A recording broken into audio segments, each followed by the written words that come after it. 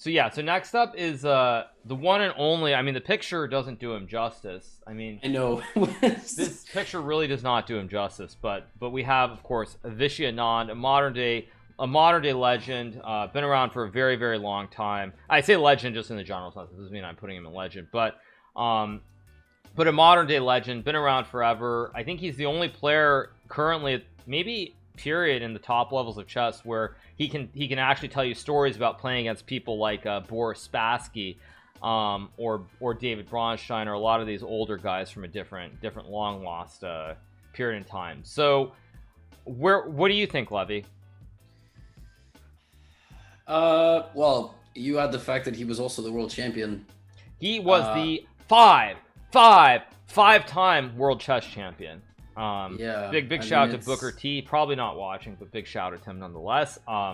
So yeah. I mean, he's probably like a very top tier undisputed number one. I mean, right? Yeah. Like So I'm gonna actually say something as well, and don't apply this to me, because when you do your ranking, it shouldn't necessarily apply.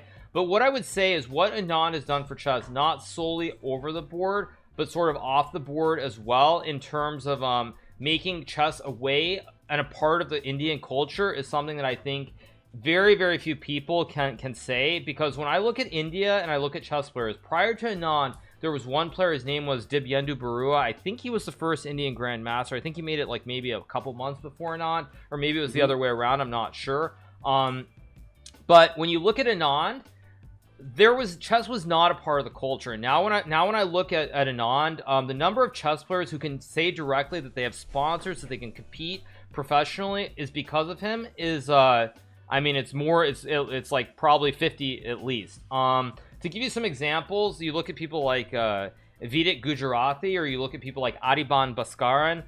These are guys who, technically speaking, they have a job with a state oil company, but they essentially are being sponsored to compete as professional chess players, while having these jobs with these companies. And that is a thing that you can directly attribute to Anand in a way that you cannot attribute to anyone else. Maybe Anand was the first Indian Grandmaster. I thought it was Barua, but maybe Anand got it. I know they were very, very close for being the first Indian GMs, but yeah, I think I think for sure you can't say that is true anywhere else in the entire world. There is no other country where you have more than maybe a handful of players who have private sponsors, or even sponsors from state companies. So I think I mean, because of that alone, I think Anand certainly he should be god of chess. So I think he's god of chess. I think because of what he's done off the board, combined with everything he's done on the board, I think I have to put him in as a god of chess. I think the impact he's had on the country of India, with its population of more than I don't know how many billions it is now, it's just, he belongs in that tier. Yeah, that's fair.